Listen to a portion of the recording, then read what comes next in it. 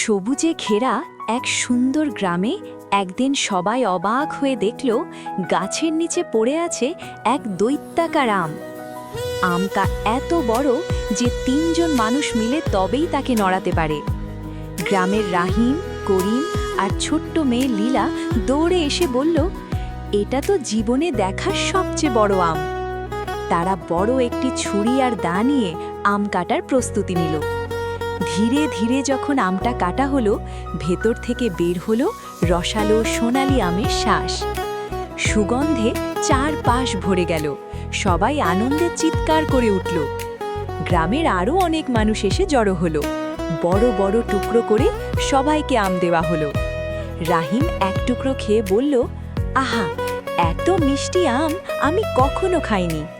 শিশুরা হাসতে হাসতে আম খেতে লাগলো, আর পুরো গ্রাম যেন এক বিশাল আম উৎসবে মেতে উঠল।